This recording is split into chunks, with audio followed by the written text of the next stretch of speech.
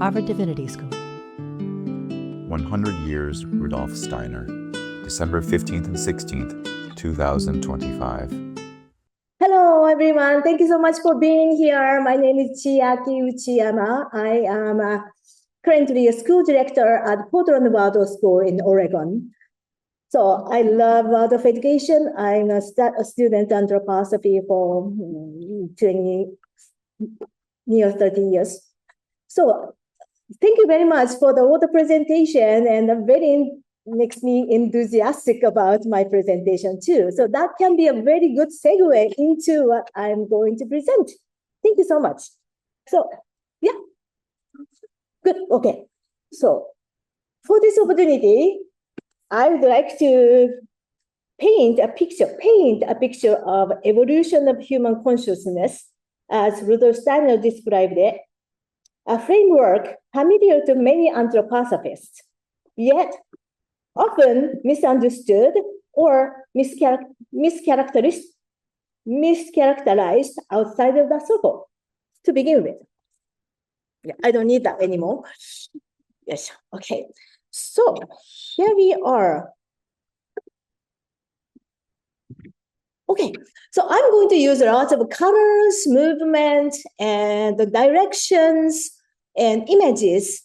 So I invite you to use your bodily sensation, understanding of what does it mean. If I said warm, I really like you to experience the warmth. If I say cold, I like you to experience the coldness in yourself. If I said head, I really like you to bring your etheric forces into your head. If I said limb, please bring your etheric forces into your limb and see what happens. That is, of course, I cannot, make you do it. You're free human beings. So I invite you to do that. And because I'm going to put lots of layers to the content, the layers of content into this particular red and blue. So I'm going to put a layer after layer. If you can really experience the red, means it's just a heavenly unity. It's a spiritual world of warmth and that redness, and yes, absorbing the sun. Into this bottom is the coldness of the isolation of the winter and in your physical body. And so, right, spirit and material. So I'm going to use this as your framework for your installment. Bear with me, please. This is, by the way, I am coming from Japan, and this is my second language, you can tell. So those things are the movement and the colors and the directions are supplementary kind of helping me to convey what I understand. It's more universal. So this is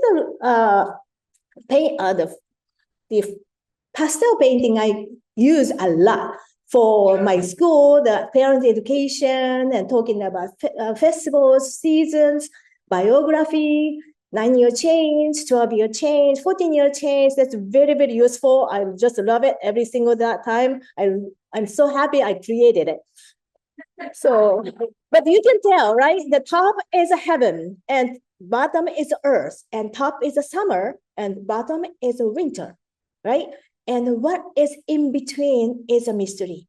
So please wonder about what is in between from the summer to winter or spiritual to material. What's in between?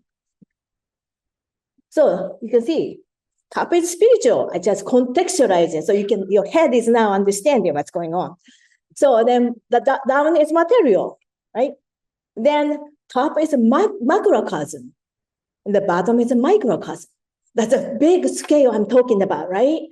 But if you really feel the warmth and coldness, that the expansion and contraction, you may understand it through your bodily sensation. I'm going to get touch with that later.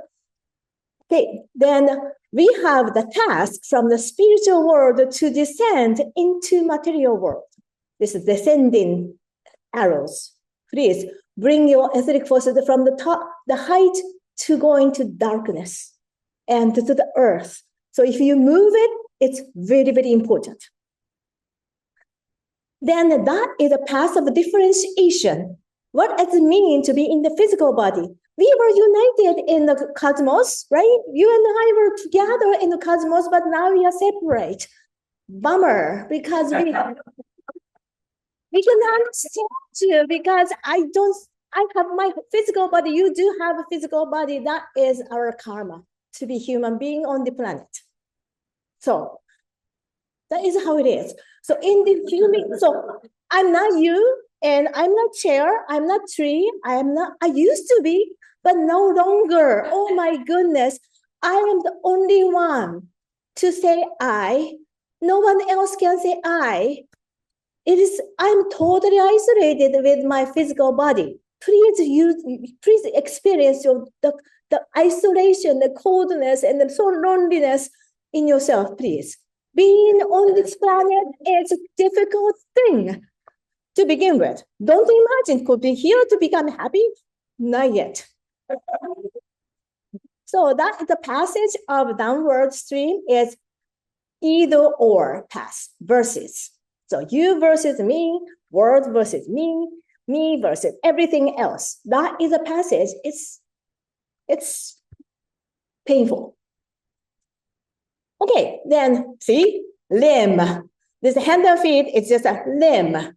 So the spiritual world, the study of man and lesson 10. So Steiner talks about the limb is always moving with the universe. And the limb is attached with the center of the cosmos. Versus, right? Versus the head is universe has urge to spit out our head. The universe is our head is not existent relating to the universe at all. It's outside of the universe. The limb is united with the universe. What's going on in my physical body? Oh my goodness. And what's in the center is the heart. That is a mystery. Okay. And why bother we come here? We were united, we are perfect there. Why bother come here is in order to gain freedom and learn how to love. That is just two things we have to do. That is the purpose of being on the planet. So that's why I have to separate myself, separate from my mom and dad and Japanese heritage to become freedom. But freedom in here is really relative freedom. I'm going to describe more advanced or anthroposophical freedom more clearly. So here you are, another head here. Think about the head. But when we have freedom and following our head, which is love to differentiate, love to separate, love to isolate me from the universe, do you remember? Then if you follow the head, what's happening is this descending, descending the arrow go further down. Means I'm no longer with any of you. I'm totally isolated. I'm totally in a hermit of nobody understand. I'm going to be somewhere else. So we called this one is harmonic path because they follow the head, and going backwards will be called reciprocal path. But we want to have Christ path, Christ impulse, to give us into the end relationship to everything to become united integration with freedom. So those integration, the freedom and the unity were us if we have the head. But if you listen to the limb more, of course, me and the world is united. So that is a path we are taking into the future. Right? So now, in order to go the upwards, it's easy to just draw it, but it's very difficult to do it. Because in order to, if we can have the freedom and unity in us, that calls real freedom in anthroposophy. So that is the freedom the gentleman was talking about before. So Steiner's vision of freedom is that freedom and unity, human individuality and unity are integrated. 10 minutes. Okay, great. Perfect. And in order, so do you remember the blue head going downwards? In order to go upwards, we have to have red head. I'm going to describe this red head a little bit later. And because red head will follow the heart. Right? Do you remember blue head? I'm the best one. Follow me, and I'm the decisive factor. No. Red head will follow the heart, and through following heart we will introduce the big, strong, the knowledge of universe of the limb. The limb is much wiser, and the head can never comprehend what's in the limb, right? So, but we have no idea what's in the limb at this moment. So that is our future evolution. So then the head of this red head we call imagination, and the red head with the heart we call inspiration, and red head and heart and limb we call intuition. All right. So then I put that into the cultural epoch, into this already bodily, you have the spirit and matter. This descending factor is we followed as a human being, as a collective, to evolve into this Eastern Asia, to Indian, to Persia, to Egypt, to the Greco-Roman, to now we are in Western European epoch. Consciousness always, yes, that's the current time. And because of this, we have freedom. Consciousness always can go upwards or downwards. So we do that every single day, upwards, downwards, upwards, downwards. So, but the assumption is that the current Western European epoch is supposed to be a mirror of Egyptian epoch. That's Egyptian spirituality in freedom. I'm going to describe that a little later, the little snap of what does it mean. Then going to the next epoch is Persian mirror in freedom. And following the epoch is the Indian epoch or mirror of Indian epoch in freedom. Then so on and so forth. And African is the origin of our humankind. So we all came from African race. And Africa is the most sustainable culture and has the cosmos and earth and human beings are one. There's no question that love is, they don't have to seek love. Love is there, right? It's most spiritual and indigenous culture as well. Their connection, we can never comprehend in our head because their limb knowledge is we cannot even comprehend. So from that trajectory, there's a whole circle is Africa is our origin, but Africa is our ultimate evolutional destiny, this destination, right? With the freedom. Do we understand them? No. They are Aborigine, culture. This head cannot do anything with it. So that is a further evolution. That is just a whole circle. But most likely, like the Hegel, the Blavatsky, so really laid out this descending path unto Eurocentric Europe. So that is challenging, but the Steiner keep going into this whole circle. So that is a difference, and just wanted to take a note of it. All right, so this is the versus culture, and you can see the versus. The head and body is in odds with one another, and heart is closed. And culture, as we want to go into this, the ascending culture, as head and limb are united in two lemniscate. So the past thing, so Steiner mentioned about this able stream, able Seth stream is the knowledge come from outside. And after the Golgotha, here, after the Golgotha, that our stream of initiation is going to the Cain and Hiramabif or Rosicrucian or Resurrect stream.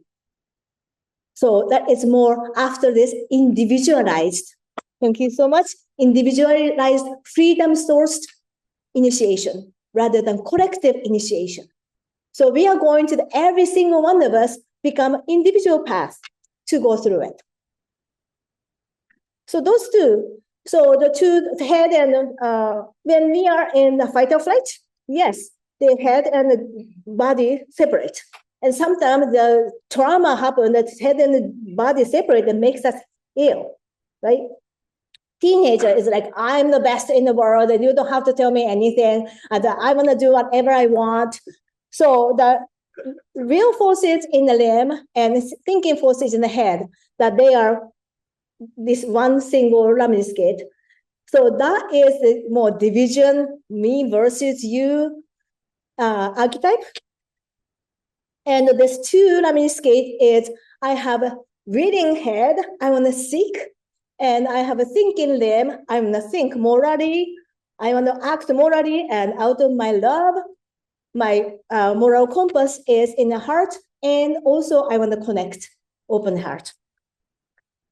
So this blue head to red head, how to get there? So that is we call the Rosicrucian stream, Cain stream, going down into the earth, not going backwards into the, I want to go back to the tribe. No. You have to go into the body and the pain and the suffering. Then through that, going into the center of the earth, the fire is there. True volcano is right there to initiate ourselves to rise from there.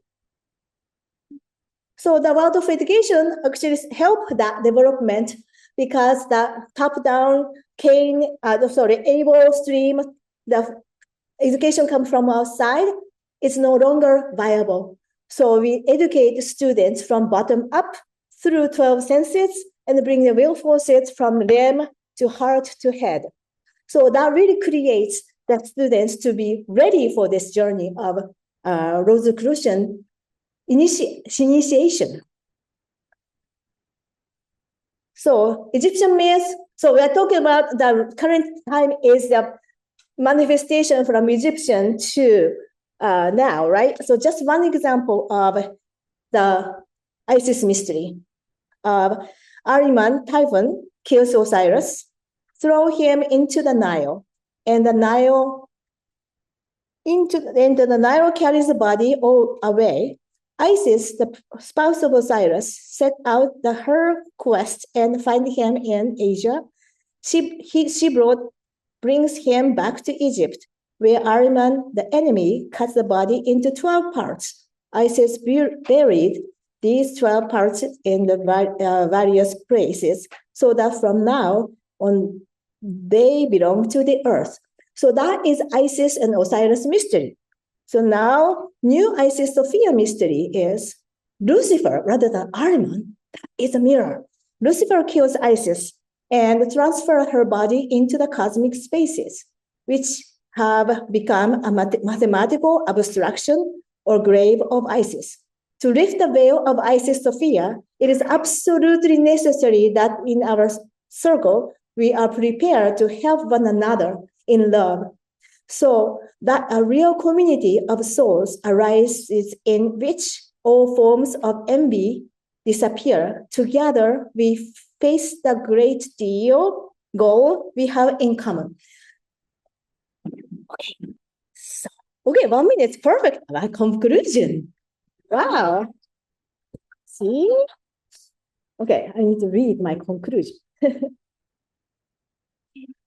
Steiner's philosophy encompasses not only the movement from the past into the present, a largely descending path of differentiation and division shaped by intellectual materialism, but also a far-reaching trajectory into the future. This earlier descent, though often experienced as a fragmentation, which causes pain, was necessary for the development of individualization, self-awareness, and human freedom. Yet, this is not the end point.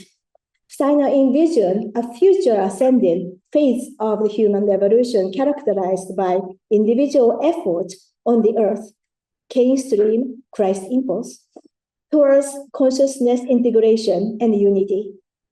One that unfolds through the lifting of the veil of Isis Sophia and the cultivation of the higher faculties of imagination, inspiration, and intuition. From this perspective, recognizing, naming, and respecting each other's as well as own race, ancestry stream, and the many earthly differences amongst us is not barrier, but the starting point of self-development and mutual evolution. Through this fundamental respect and camaraderie, we can also acknowledge mistake and harm caused in the past, moving forward with deep humility, renewed commitment, understanding, and collaboration. In such a world, cultures and peoples do more than merely tolerate one another. They actively learn from, engage with, and are transformed through authentic encounter. Each of us is shaped by a certain one-sided way of being. Only together can we cultivate both genuine individual freedom and shared evolutionary path of humanity. Not yet. So in the end, this is the red head with heart and limb. Okay, the last, the Steiners. Love is higher than opinion. If people love one another, the most valued opinions can be reconciled. That's one of the most important tasks for humankind today and in the future, is that we should learn to live together and understand one another. If this human fellowship is not achieved, all talk of development is empty. Thank you. Thank you so much. Sponsored by the Program for the Evolution of Spirituality. Copyright 2023, the President and Fellows of Harvard College.